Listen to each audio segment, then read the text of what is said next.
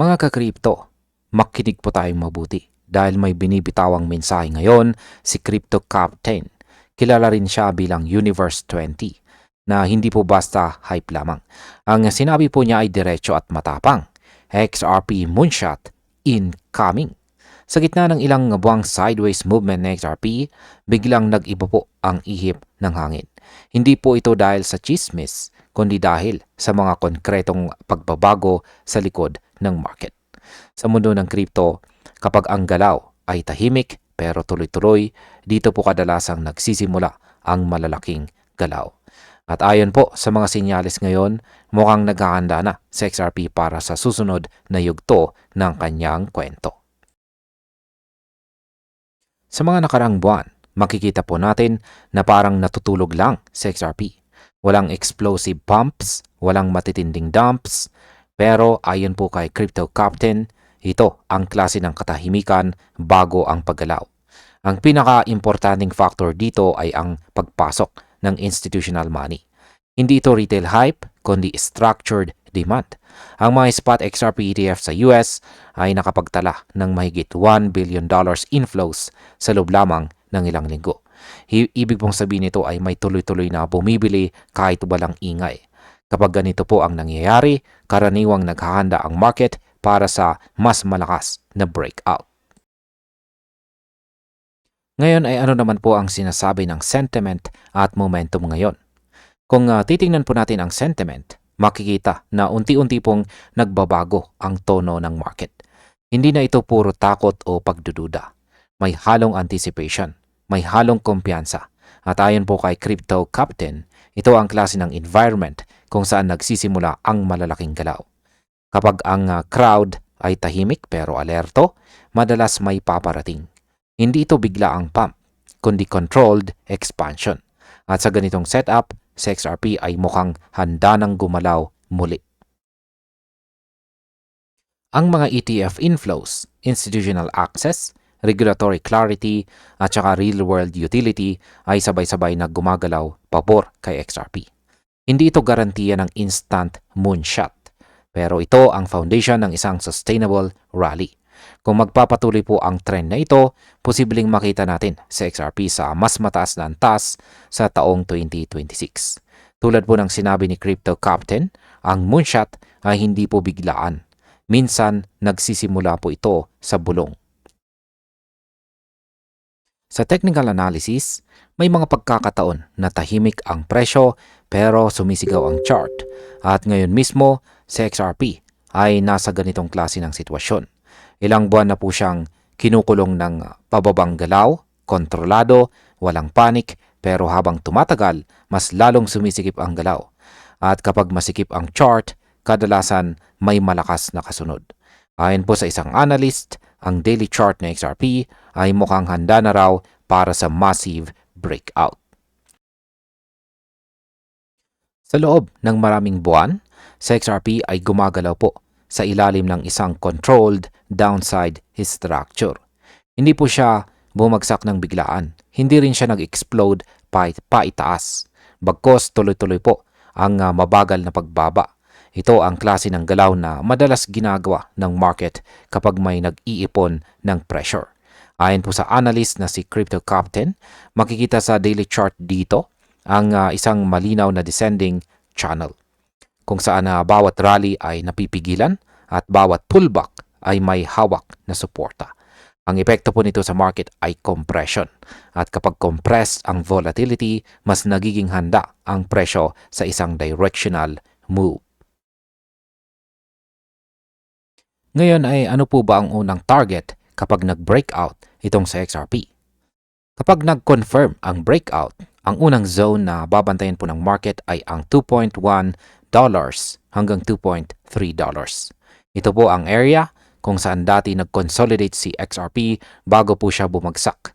At sa technical analysis, ang dating consolidation ay madalas nagiging future magnet. Kapag umabot dito sa XRP, inaasahan po ang initial profit taking. Pero kung tuloy-tuloy po ang momentum, ang susunod na resistance ay nasa $2.50.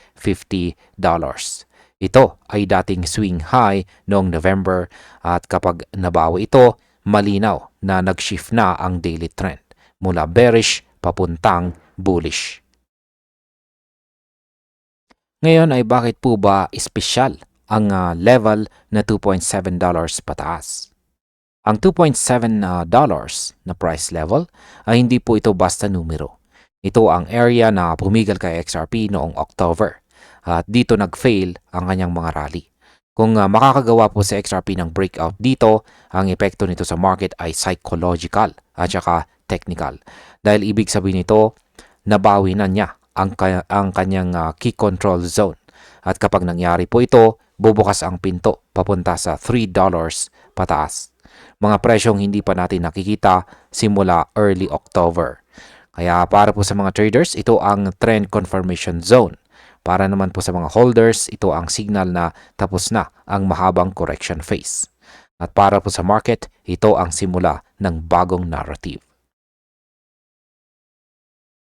Sa crypto market, hindi po presyo ang unang nagsasalita, kundi liquidity. At bago pa gumalaw ang chart, may sinasabi na ang pera kung saan ito nagtatago. Ngayon, isa pong respetadong analyst na si Crypto Insight UK ang tumingin sa liquidity ng XRP. Hindi para sa hype, hindi para sa short-term call, kundi para sa direksyon ng susunod na cycle hanggang 2026. Kaya ang tanong ngayon ay seryoso.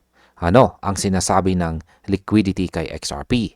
Saan nagkukumpulan ang kapital at gaano po kataas ang minimum na posibleng puntahan nito kapag bumukas ang expansion. Kaya dito po natin bubuksan ang buong larawan, step by step, walang minamadali. Ayon po kay Crypto Insight, ang liquidity ang naglalantad ng intensyon bago pa sumunod ang presyo.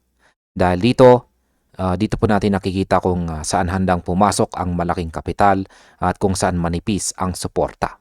Sa halip na tumingin po sa short-term noise, tumutok po siya sa hourly at saka daily liquidity charts ng XRP.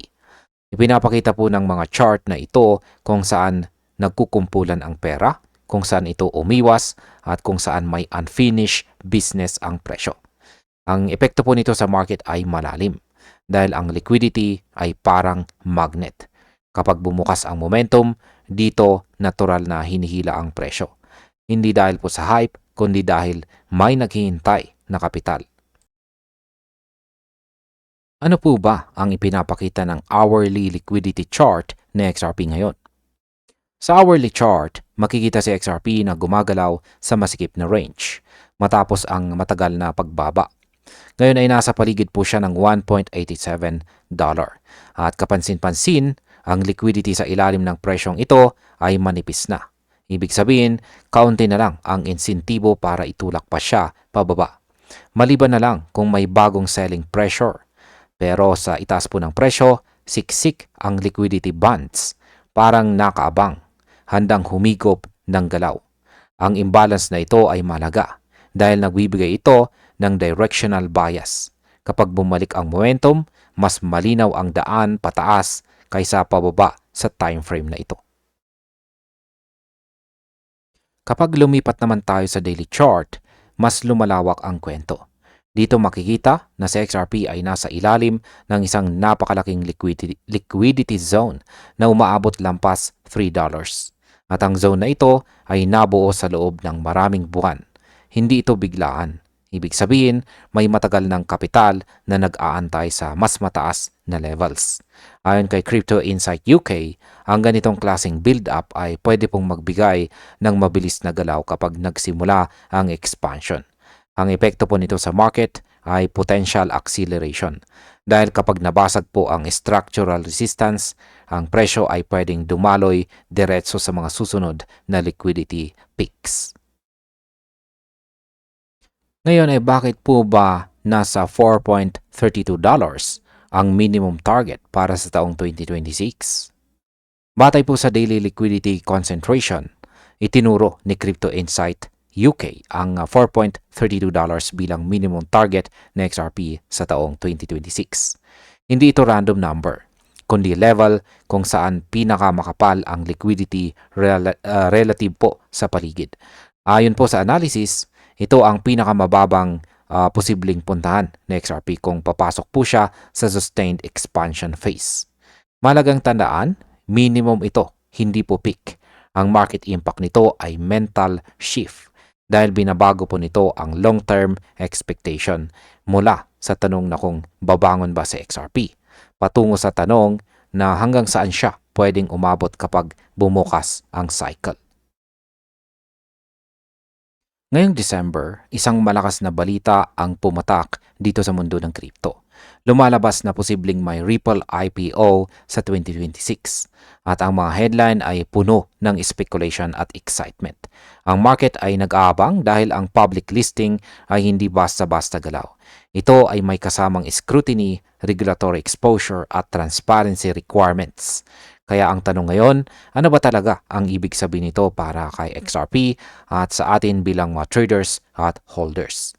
Kaya dito po natin bubuksan ang analysis ng buong implications at titingnan po natin kung paano po magbabago ang perception ng market kay Ripple at sa XRP ecosystem. Ang IPO ay hindi po simpleng galaw.